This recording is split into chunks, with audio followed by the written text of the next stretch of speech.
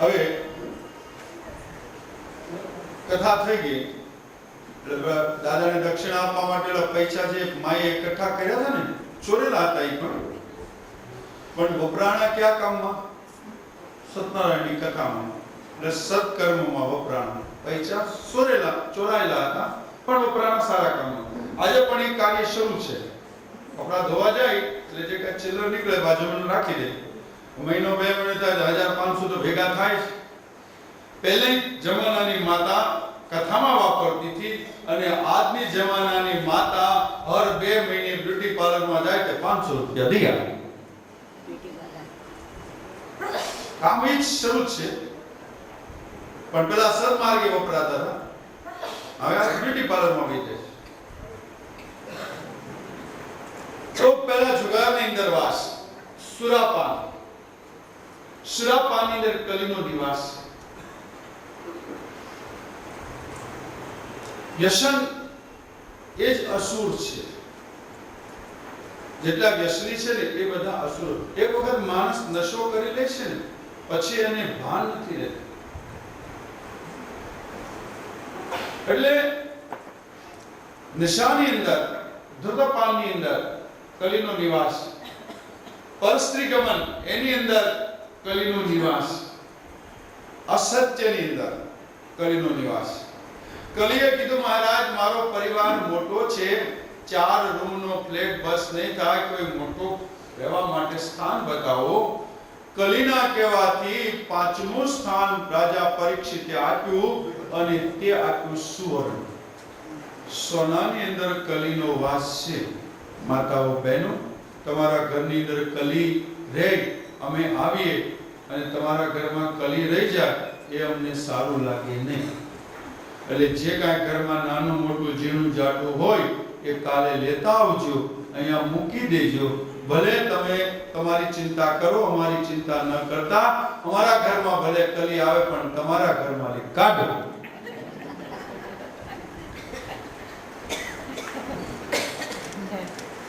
हराम से प्राप्त किया हुआ सोना, सोना हराम कर दिया. सुवर्ण पवित्र છે, પણ અનિતિથી કમાઈ છે ને તો એમાં કલીનો વાસ છે. કલી જે આપેલા સ્થાનની અંદર રહેવા લાગ્યો. આ ધર્મરાજ પરીક્ષિત રાજાએ પેલા ધર્મ અને ધરતીને 3 પગ હતા, 1 પગ હતો, 3 પગ જોડી આપ્યા. ધર્મ અને ધરતી 4 પગ થયા. ધર્મ અને ધરતીને પૂછ્યું કે તમને દુઃખનું કારણ શું? તો દુઃખના 3 કારણ બતાવ્યા છે ભાગવતની અંદર. દુઃખનું પહેલું કારણ કાળ, દુઃખનું બીજું કારણ કર્મ અને દુઃખનું ત્રીજું કારણ સ્વભાવ. દુઃખનું પહેલું કારણ કાળ. કાળ એટલે સમય. માણસનો સમય ખરાબ હોય તો માણસ દુઃખી થાય. એને ભાઈ હમણાં શનિની શાળા સાથે લાગી ક્યાંક સીધું પડતું નથી. હવે સમય ખરાબ પસાર થઈ જાય, સારો સમય આવે તો માણસે ગુમાવેલું પણ પાછું મળે. બરાબર? કાળ સુધરી ગયો એટલે પાછું મળે. બીજું કર્મ ખરાબ.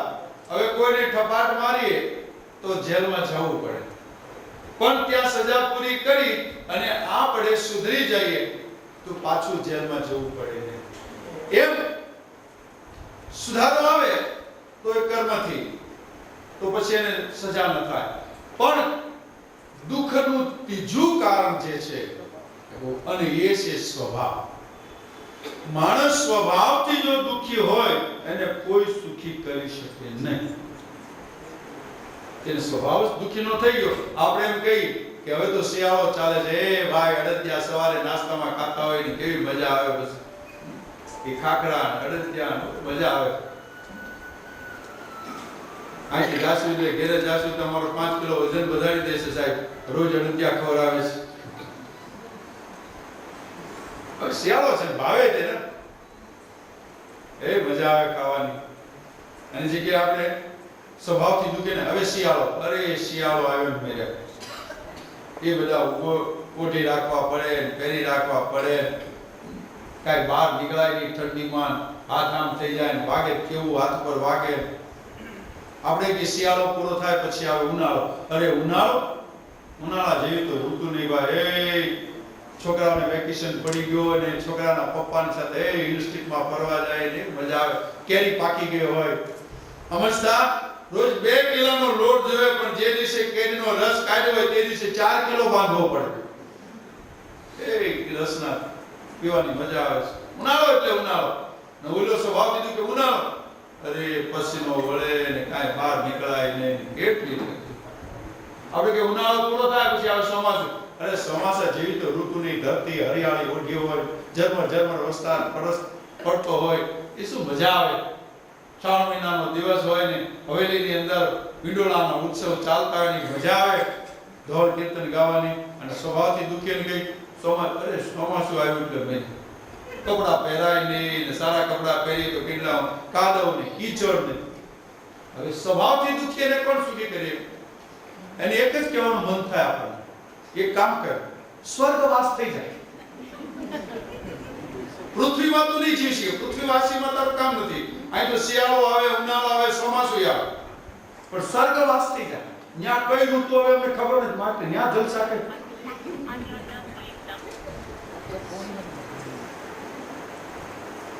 તે સ્વભાવથી જ દુખી છે. ધરતી અને ધર્મને દુઃખના કારણો પૂછ્યા. એક વખત રાજા પરીક્ષિત મૃગયા રમવા માટે નીકળે છે.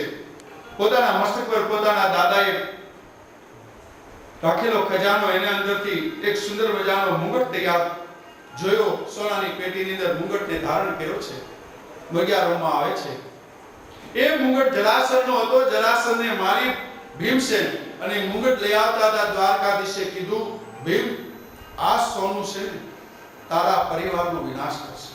પણ ભીમસેન માન્યા નહીં કે સોનાની પેટીની અંદર મૂકી તાળું મારી બંધ કરી દીધું. એ જરાસંધનો મુગટ આજ રાજા પરીક્ષિતે પહેર્યો અને મૃગયા રમવાનું મન થયું અને મૃગયા રમવા માટે જાય છે. મધ્યાહન થયો, ભૂખ લાગી છે, તૃષા લાગી છે. ભૂખ અને તૃષાથી વ્યાકુળ હતા. એમાં એક આશ્રમ આવ્યો. આશ્રમની અંદર પ્રવેશ કરે છે તો આશ્રમની અંદર એક ઋષિ ધ્યાનસ્થ બેઠા હતા. રાજા પરીક્ષિતે વિચાર કર્યો કે આ ઋષિને ખબર છે હું રાજા પધાર્યો છું, પણ મારું સન્માન નહીં કરતા, મને આદર નહીં આપતા, આસન નહીં આપતા, ધ્યાનસ્થ બેઠા છે. એમાં આશ્રમની અંદરથી એક સર્પ પસાર થયો અને ધનુષ બાણ વડે મારી અને ફણાથી ઉઠાવી ને પેલો મરેલો સર્પ ઋષિના ગળાની અંદર પહેરાવ્યો.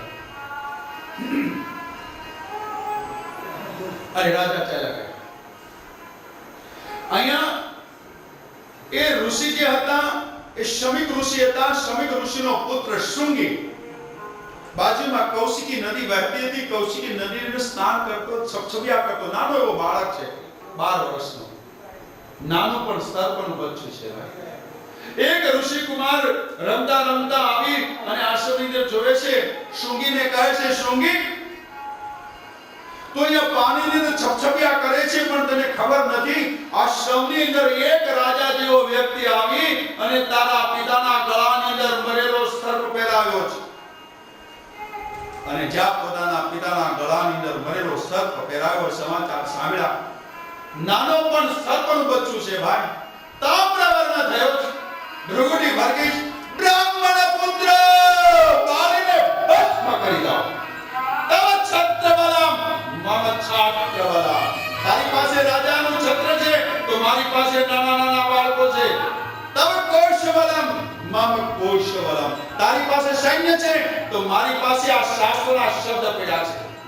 તવ શસ્ત્રબલમ મમ શાસ્ત્રબલમ. તારી પાસે શસ્ત્ર છે, મારી પાસે શાસ્ત્ર છે.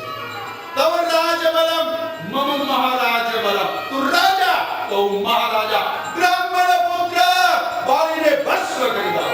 તામ્રવર્ણ થયો. હાથની અંદર કૌશિકી નદીનું જળ લીધું છે. અને જ્યાંથી ભગવાન કૃષ્ણ સ્વધામ ગયા છે ત્યાં પૃથ્વી પર ગાય, બ્રાહ્મણ, વેદ, સ્ત્રી, બાળક, કોઈની રક્ષા કરનાર રાજા બચ્યો નથી. તે તારી સત્તાના બળે સત્તા ચલાવી છે. હું મારા ધર્મના બળે મારી સત્તા ચલાવું છું. ઇત્યુદમ મર્યાદાયામ.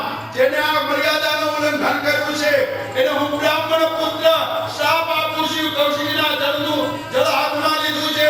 બ્રાહ્મણ પુત્ર સૂર્યનારાયણ મન વચન અને કર્મથી મેં તમારું જો આરાધન કર્યું હોય તો બ્રાહ્મણ પુત્ર પ્રતિજ્ઞા કરું છું મહારાજ, કૌશિક સૃષ્ટિ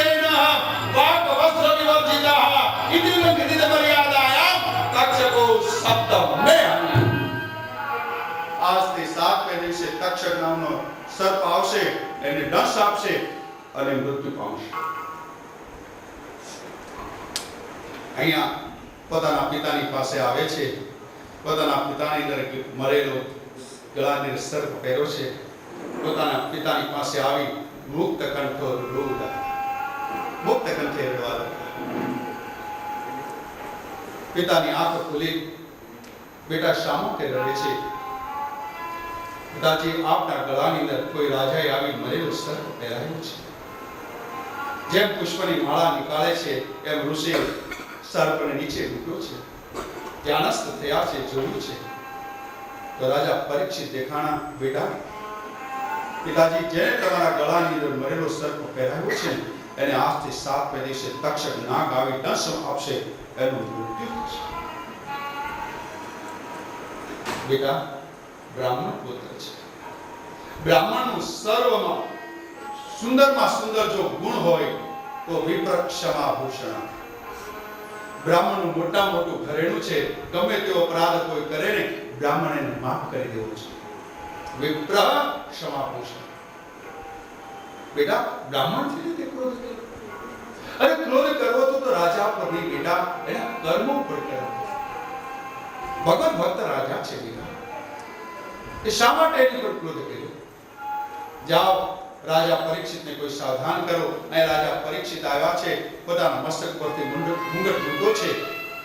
કળીનો પ્રભાવ દૂર થયો. હાથ ઠાકોરની સામે જોડીને ઊભા છે. એ ઠાકોર, આ હાથથી બ્રાહ્મણના ગળાને પુષ્પની માળા પહેરાવી છે. એ હાથે આજ મેં બ્રાહ્મણના ગળામાં મરેલો સર્પ પહેરાવ્યો. હે ઠાકોર, આજે મેં ઘોર અપરાધ કર્યો છે.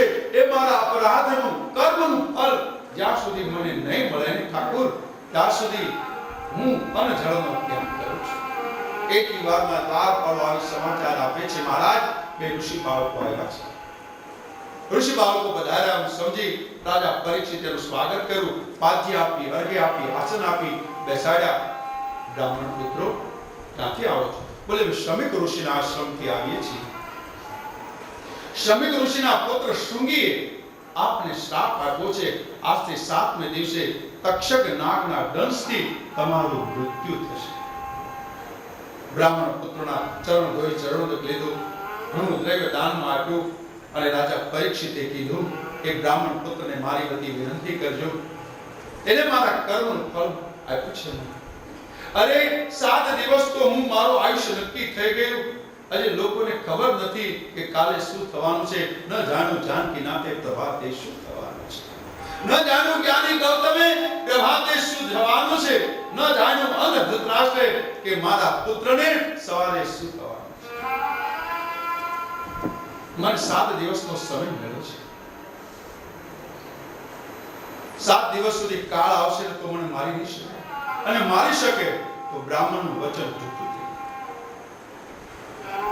પોતે પોતાના પુત્ર જન્મે જે મોટા થયા હતા એને હસ્તિનાપુરનું રાજ્ય સોંપી અને રાજા પરીક્ષિત હસ્તિનાપુરને છોડી અને આવ્યા છે શુક્ર તાલીન્દ્ર ગંગાજીના કિનારા. મોટા મોટા ઋષિમુનિઓને સમાચાર મળ્યા છે. ભગવત ભક્ત રાજા પરીક્ષિતને શ્રાપ થયો છે. ઋષિઓના વૃંદ આવવા લાગ્યા. બધા ઋષિઓનું સ્વાગત કરવા લાગ્યા. હાથ જોડી અને રાજા પરીક્ષિત અભિવાદન કરે છે. અહો વયમ ધન્યતમા નૃપાણામ મહતમાનો ગ્રહણીય શીલા રાજ્ઞા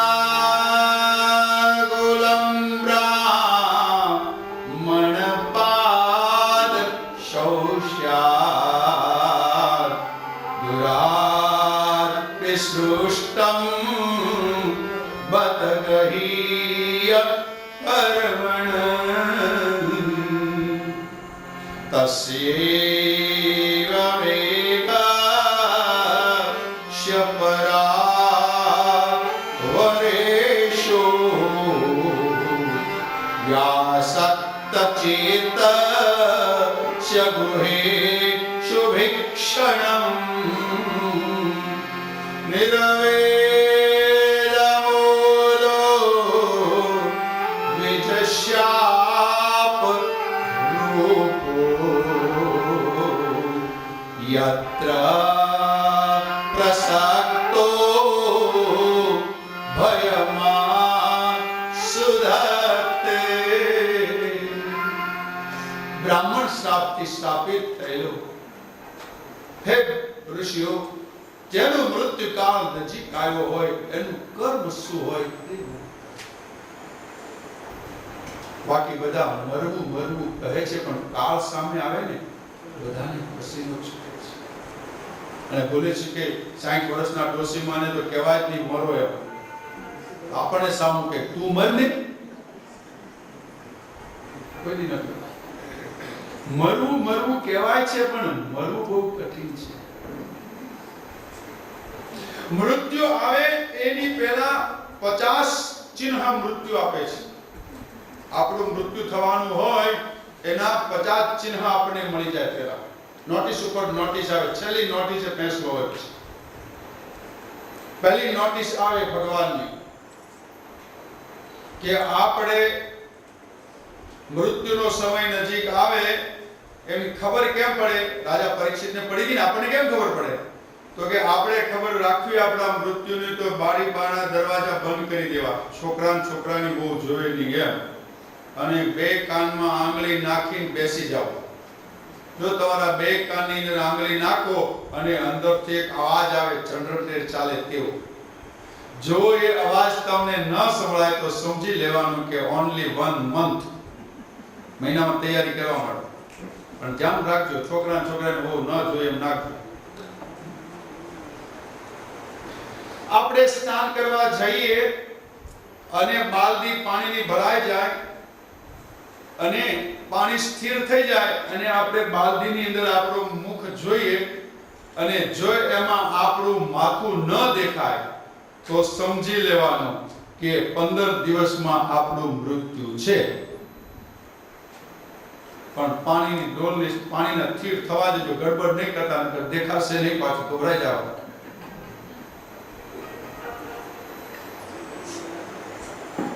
આપણા ઘરની અંદર ભગવાનના ઠાકોરના મંદિરની અંદર આપણે ઠાકોરજીની પાસે ઘીનો દીવો કરીએ, ઘી ખતમ થઈ જાય, પછી વાટ બળે, વાટ પણ બળી જાય, છેલ્લે રૂ બળે ખાલી. અને જે રૂ બળે ને એ રૂ બળવાની એક ખાસ પ્રકારની સુગંધ આવતી હોય.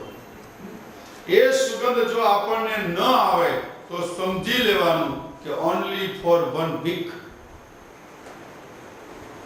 પણ ધ્યાન રાખજો શરદી ન થઈ હોય તો પાછા શરદી થશે તો નહીં આવે.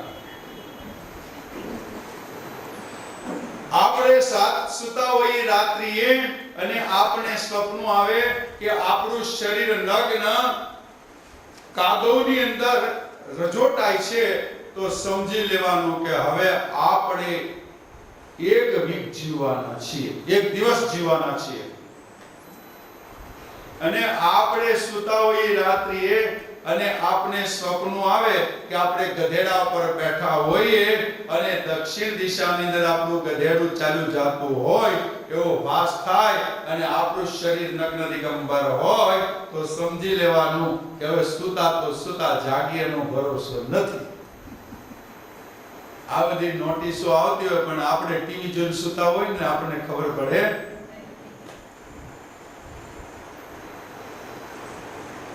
ભગવાન એમને કોઈને મારતો નથી. તને મોટા ઘરે